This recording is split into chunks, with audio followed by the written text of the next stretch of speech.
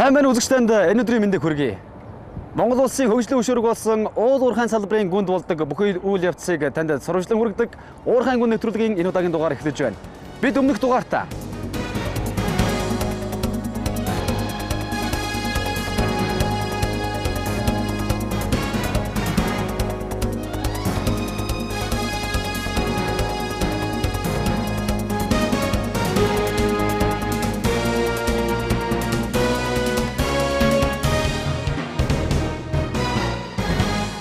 уурхайн гүн нэвтрүүлэг үзэгчдэнд үргэлжлэн хүрч байна. Энэ удаагийн нэвтрүүлгээр хоёр нүүрсний уурхай, нэг жоншны уурхай оролцож байгаа.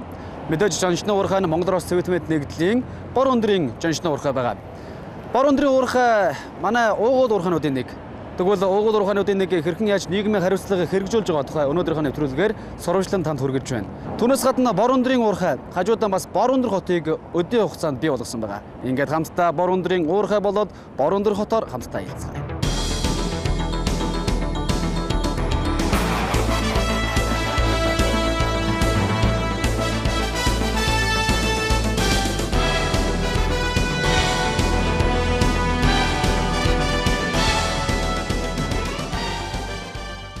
Үзэгчтэй намайг магадгүй уул нуруунд дотор тэнж явна байгалийн үзэсгэлэн бишрээ явж гэнэ үү гэж бодож байж магадгүй л дээ. Ягаад тэгэхээр миний энэ ард энэ нутгийн сайхан хайрхнууд уу одоо аргал угуулз байна.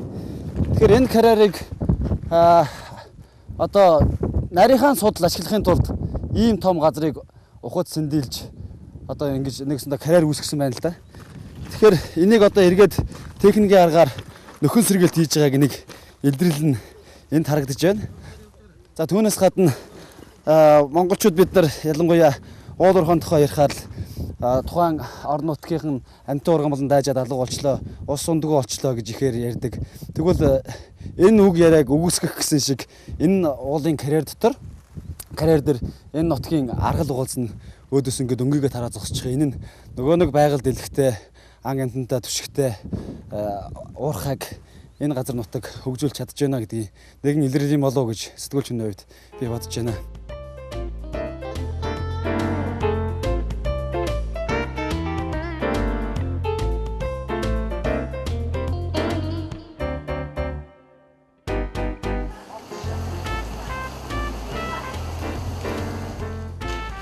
Манай бордын уурхайч өрнөсөндөө хоёр гүний уурхайс үүсдэг. Бордын уурхайч гэдэг бордын гүний уурхай энэ. Энэ схем энэ. За энэ заавчлага уусрууд уушиж танилцсан.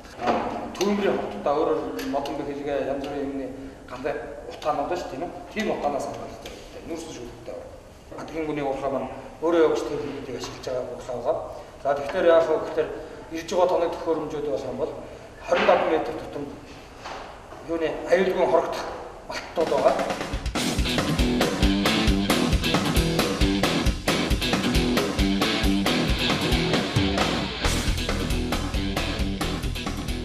Бид нар одоо бор өндрийн уулын байж болохын үйлдвэрийн адгийн гүн уурхай гэдэг газрыг яг урд нь ирчээд байна. Адгийн гүн уурхайгийн. За тэгэхээр энд харагдаж байгаа хайрхан бол өлгий гэдэг хайрхан. За түүний наад бэлдэн энэ гүн уурхай үйл ажиллагаагаа явуулж байгаа. За ихэнх үедээ бол ил аргаар олборлож байсан. Одоо бол гүний аргаар олборлож байгаа ийм уурхай байгаа. Тэгэхээр гүний уурхайгийн нэг онцлог нь мэдээж газрын гүнээс олборлолт хийж байгаа болохоор тэр доор байгаа одоо гүний усыг нааш нь гаргаж ирж газрын өрснөөр гаргаж ирж одоо шахдаг байх нь байна.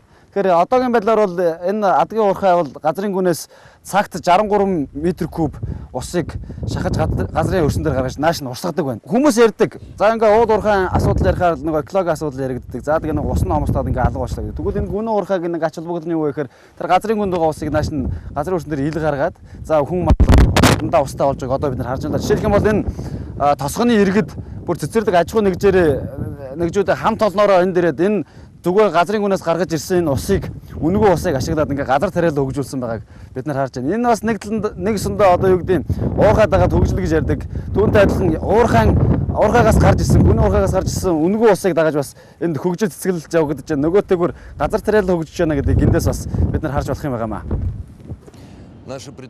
Манай үйлдвэр 1989 оноос эхлэж олборлолтоо хийсэн. Жилд 500 мянгаас 600 мянган тонн хайлуур жонш олборлож 120 мянган тонныг нь экспортлж байна. Манай үйлдвэрийн бүтээгдэхүүнийг металлургтай холбоотой бүхий л үйлдвэр болон химийн үйлдвэрүүд ашиглаж байна. Үндсэн гол хэрэглэгч нь мэдээж Орос улс боловч Америк, Австрали зэрэг дэлхийн бусад орнуудад хэрэглэж байна. Манайх 1500 гаруй ажилчтай. Яг одоо 270 хүн үйлдвэрт ажиллаж байгаа.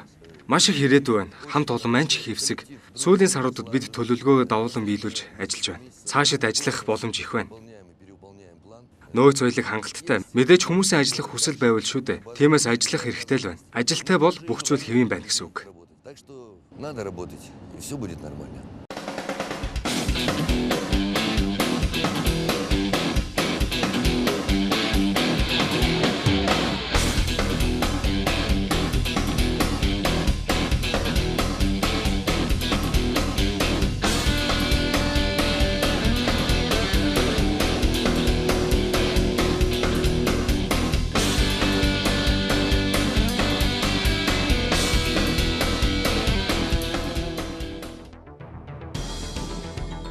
(1982) онд анх бор ундрын хайгуул эхлэж 1985 онд бор ундрын уулын байжуулах үйлдвэр байгуулагджээ. Бор ундрын уурхай нь жилд 300 мянган тонн хайлуур жоншны хүдэр олборлох хүчин чадал бүхий бор ундрын далд уурхай, 150 мянган тонн хайлуур жоншны хүдэр олборлох хүчин чадал бүхий адгийн далд уурхай, 100 мянган тонн хайлуур жоншны хүдэр олборлох нийлбэр хүчин чадал бүхий буржгар хөхтөлийн ил уурхай, 600 мянган тонн хүдэр боловсруулж 140 мянган тонн флотацийн баяжмал, 6-аас 8 мянган тонн металлургийн баяжмал үйлдвэрлэх баяжуулах фабрик, хүнд машин механизм, автотээвэр, эрчим хүч, засварын цех, дулааны станц гэх зэрэг бүрэлдэхүүн хэсгүүдтэй. Энэ уурхай нь өнөөдрийн хүртэл хөгжин дэвжихтэй Борундөр хотыг бий болгожээ. Борундөр хот нь далайн түвшингөөс дээш 1300 м өргөгдсөн 144 м квадрат нутаг дэвсгэртэй Хэнти, Дорноговь, Говьсөнбөр аймгийн Зааг нутагт оршдог. Говьхээрийн бүсэд хамаарагддаг нийслэл Улаанбаатар хотоос 330 км, Хэнти аймгийн төв Ундран хаанаас 170 км зайд оршдог.